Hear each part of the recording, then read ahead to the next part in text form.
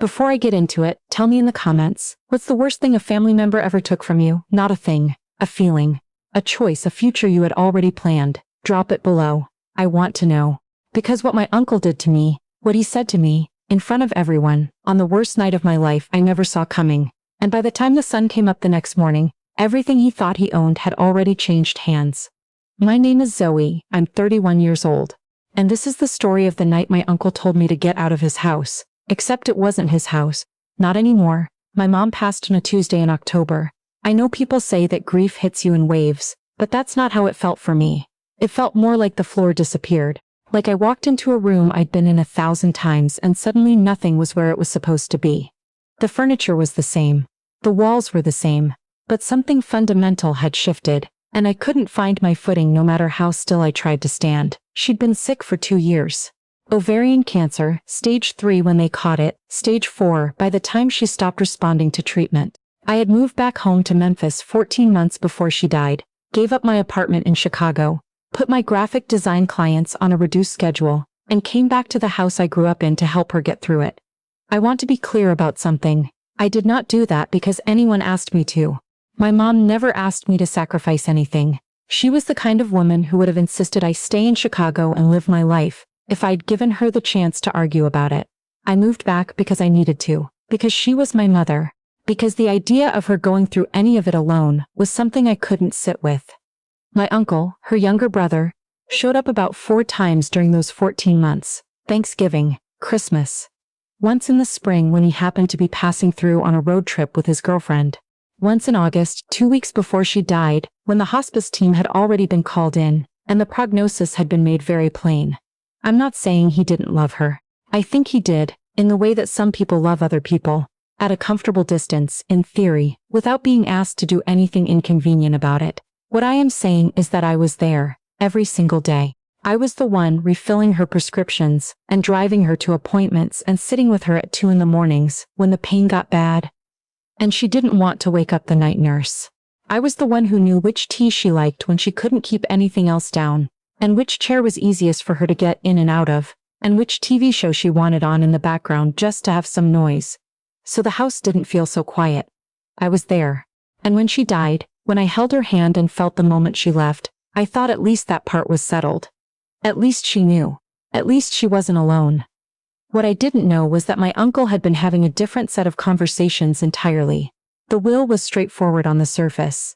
My mom had a lawyer she'd worked with for years, a woman named Miss Hendricks, sharp and meticulous, who had been handling estate documents and property questions since before I was born. 2 months before she died, my mom had updated her will. I knew this because she told me. She told me she wanted to make sure everything was in order, and that I shouldn't worry about it. I didn't worry about it. The house in Memphis, the house I grew up in, the house my grandmother had owned before my mom, the house that had been in our family for close to 40 years, was worth somewhere around $340,000 in the current market. Not a fortune. But not nothing. A paid-off house in a neighborhood that had gotten significantly nicer over the past decade. A real, tangible generational thing. My mom left it to me. She also left a smaller account to a charity she'd supported for years, and she'd arranged for some of her personal items to go to specific people. But the house was mine. What I did not know, in the weeks after the funeral, was that my uncle had already convinced himself this was not going to be the outcome. I don't know exactly what he'd told himself. Maybe he thought that, because he was the surviving sibling, there was some legal claim he could make.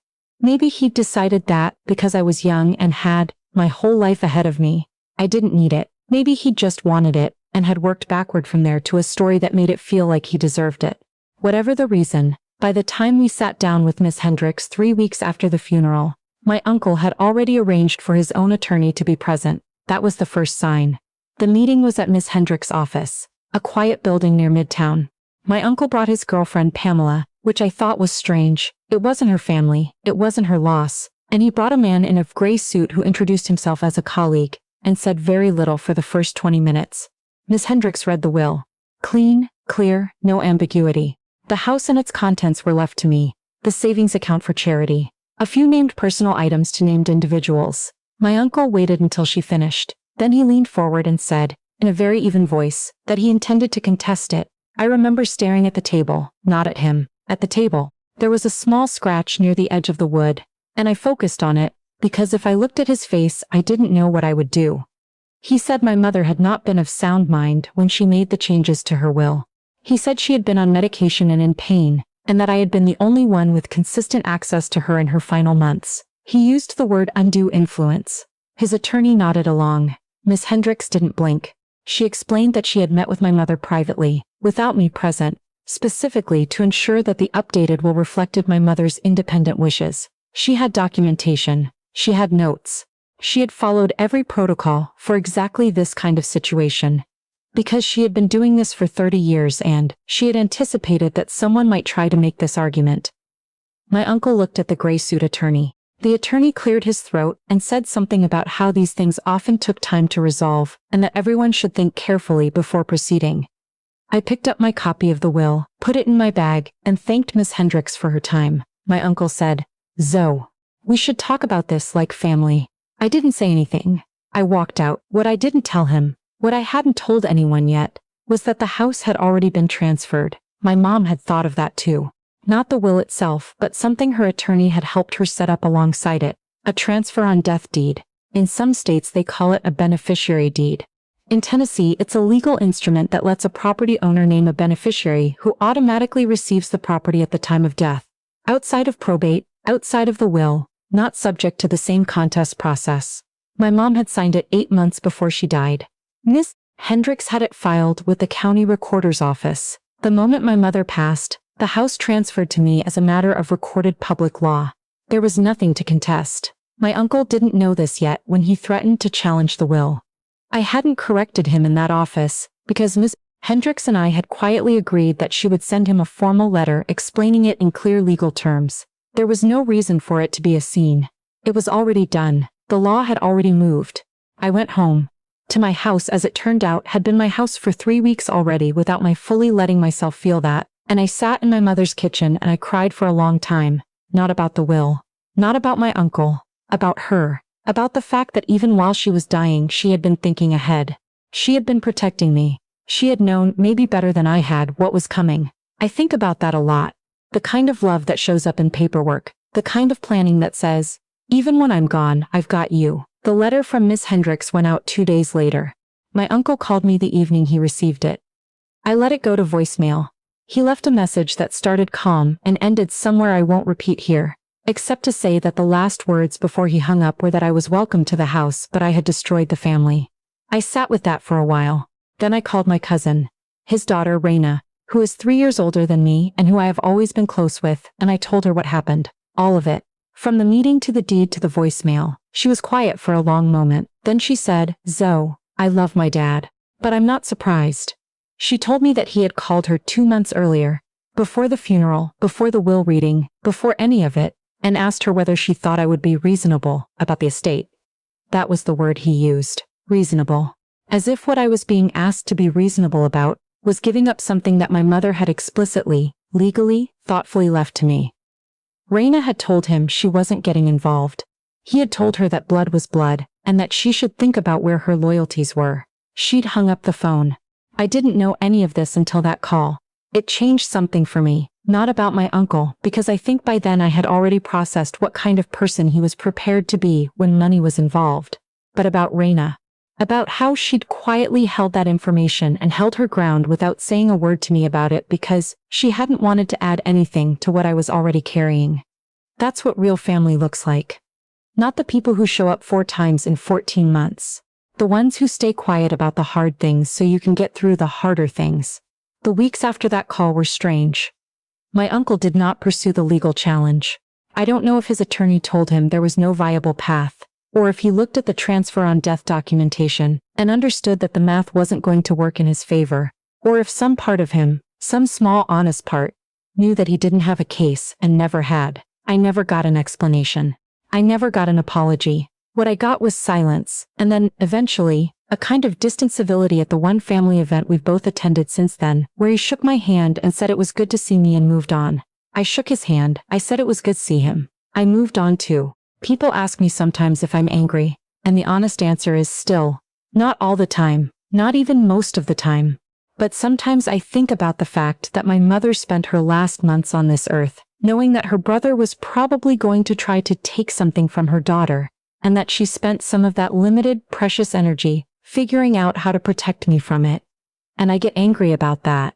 I get angry that she had to use any of her time on that, but then I think about what she actually did.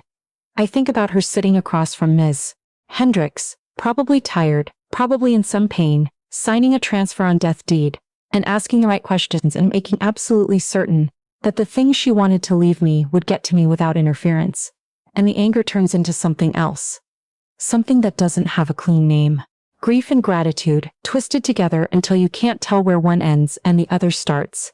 I still live in the house. I repainted the kitchen last spring, the same pale yellow my mom had always wanted but never gotten around to.